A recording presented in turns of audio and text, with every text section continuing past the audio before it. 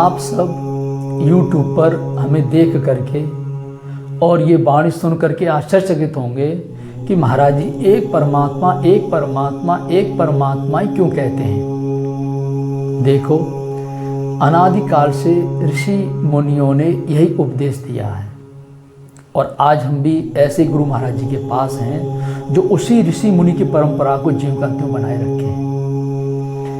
तो एक परमात्मा को छोड़ करके दूसरे का भजन बता ही नहीं तो हम कहाँ से आपको शंकर जी, कृष्ण जी, राम जी, राधा जी, रुक्मणी, लक्ष्मी, वैष्णो देवी, कामाख्या देवी, गंगा सागर, रामेश्वर, अयोध्या, मथुरा, वृंदावन, कैसे दुनिया भर का हम आपको प्रोपरगंडा बताएं। अब हमारे ऋषि मुनि क्या कहते हैं, आप इसको ध्यान से सुनिए। रामायण में तुलसीदास जी लिखते हैं कि शिव अज सुख सनकादिक नारद, जे मुनि ब्रह्म विचार विशारद, सब कर मत खगनायक एहा, करिए राम पद पंकज नेहा। शिव अज माने ब्रह्मा, सुख सनकादि नारद और जो मुनि हैं जो ब्रह्म स्वरूप को प्राप्त हैं उनके विचार क्या हैं। सबका मत एक है, एक परमात्मा की सेवा, एक परमात्मा की शरण। और सुरति पुराण सब ग्रंथ कहाही, कर रघुपति भगति बिना सुख नाही। सुरति पुराण सभी ग्रंथ कहते हैं एक परमात्मा की भक्ति छोड़ करके और कहीं सुख है ही नहीं। विभक्ति माने होता है अलगोजी, प्रकृति में भटकना, अनंत प्रकार की पूजा पाठ करना, और भक्ति माने होता है एक परमात्मा से जुड़ना।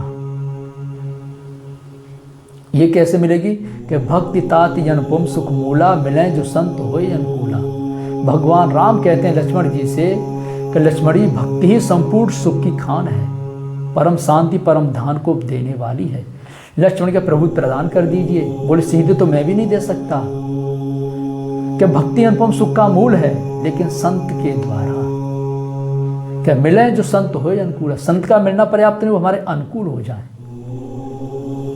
तो किससे मिलेगी? जो संपूर्ण संशयों का अंत कर चुके हैं वही संत हैं, वही विप्र ब्राह्मण कहलाते हैं। क्या भक्ति के साधन कहो बखाने, भक्ति के साधन बताते हैं कि भक्ति साधन कहो बखाने, सुगम पंथ मोह पावे प्राणी। क्या प्रथम है विप्र चरणत प्रीति, कि सबसे पहले विप्र यानी ब्राह्मण के चरणों में प्रेम। तो यहाँ संत यहाँ ब्राह्मण, तो संत ब्राह्मण एक ही है। जो ब्रह्म के परायण हो गया है, ब्रह्म स्वरूप को प्राप्त कर लिया है, ऐसे ब्रह्म स्वरूप महापुरुष से ही ये भक्ति प्राप्त होगी सद्गुरु के द्वारा। तो भक्ति का आधार संत सद्गुरु और एक परमात्मा की पूजा ही तो बता रहे हैं ये सब। ऐसे संतों के लक्षण क्या हैं? अरण्य कांड में भगवान राम नारद जी को बताते हैं और प्रत्येक कांड में संतों के विषय में बताया है। और भरत जी ने पूछा कि प्रभु संतों के लक्षण क्या होते हैं, तो भगवान राम ने संतों के लक्षण नहीं असंतों के भी लक्षण बताए हैं। ये उत्तरकांड में आप स्वयं देख लेना विस्तार से। तो भक्ति एक परमात्मा की, उससे ही सब कुछ सुलभ है। यही हमारे ऋषि मुनि गीता, भागवत, उपनिषद, वेद और ऋषि मुनि की वाणी में है। कोई दो परमात्मा नहीं बता रहा है, कोई मंदिर पानी कहीं दौड़ने के लिए नहीं कह रहा है। अगर वो कह रहा है तो एक परमात्मा के प्रति समर्पण होकर के लग जाओ। ये भगवान कृष्ण कहते हैं अर्जुन के, अर्जुन जो अनन्य भक्ति से मुझे भजता है वो मुझे प्राप्त कर लेता। अनन्य माने मेरे सिवा अन्य ना, यानी सद्गुरु के सिवा कोई अन्य नहीं आना चाहिए। एक परमात्मा निष्ठ होकर के लगना है।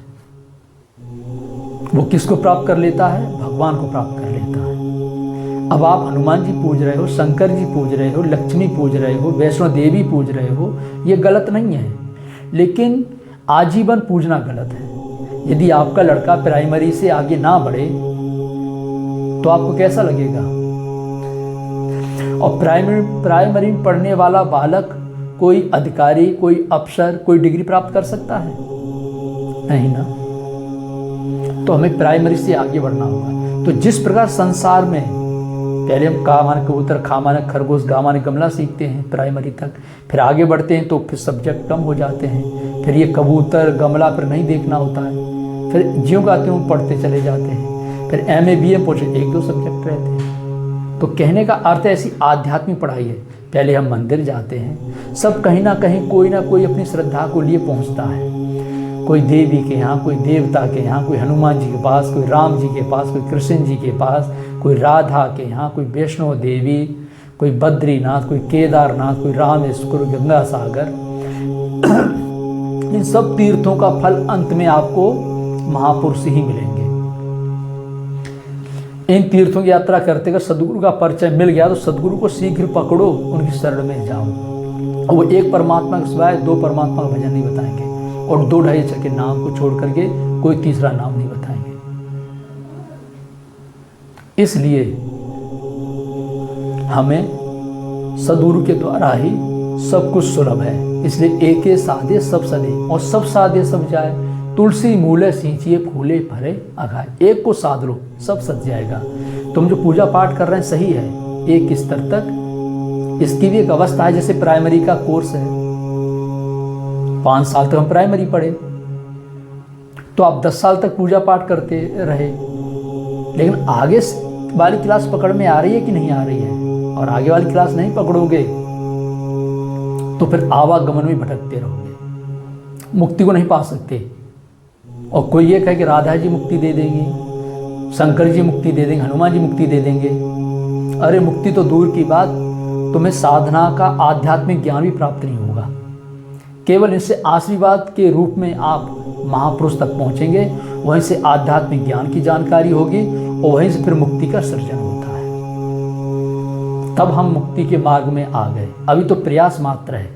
एक लड़का स्कूल में पढ़ने गया, अब वो स्कूल में एडमिशन ले लिया, फिर साल भर पढ़ने नहीं गया, और वो स्कूल से ले आया फोटो मास्टर की खींच करके, और उसको एक तस्वीर में मढ़ करके घर में रखा, अगरबत्ती दिखाए, फूल चढ़ाए।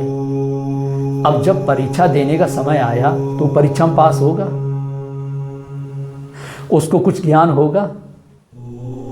तो आप इसी तरह से समझ लीजिए कि आप इन फोटोओं को पूज रहे हो जिनका वर्तमान में कोई औचित्य है ही नहीं। तो आपको ज्ञान प्राप्त करना है, मुक्ति प्राप्त करनी है, परम शांति परम धाम को प्राप्त करना है, तो वर्तमान में जो महापुरुष हैं उनके पास जाना होगा, उनकी शरण को प्राप्त करना होगा।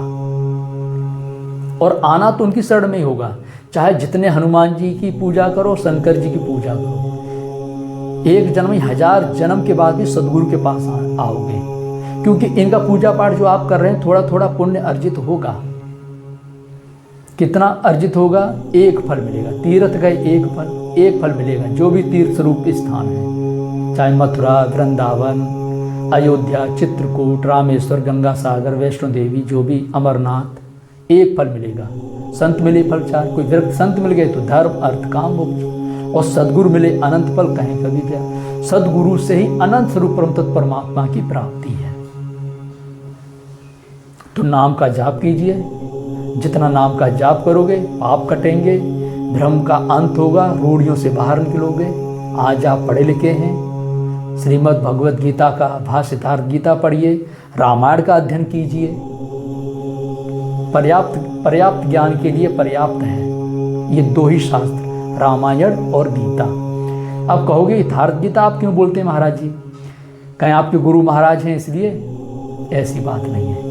अन्य गीता यदि सत्य होती तो यथार्थ गीता लिखने की कोई आवश्यकता नहीं थी और ना इसकी कोई जरूरत थी। तो यथार्थ गीता में कोई अलग से कुछ है नहीं, श्रीमद् भगवद गीता का ही भाष्य यथार्थ गीता है। जैसा अर्थ होना चाहिए गीता का वैसा अर्थ इस गीता में है। क्रमबद्धता आप अन्य गीता में नहीं पाओगे जो क्रमबद्धता इसमें है। 4-5 प्रश्न प्रमुख हैं गीता के। कर्म क्या है, वर्ण क्या है, धर्म क्या है, ये देव और असुर क्या है, यज्ञ क्या है, जो किसी गीता में किसी ने स्पष्ट नहीं किया है जितना स्पष्ट और सरल शब्दों में यथार्थ गीता में पूज्य गुरुदेव भगवान ने बताया है। और ये युद्ध क्या है,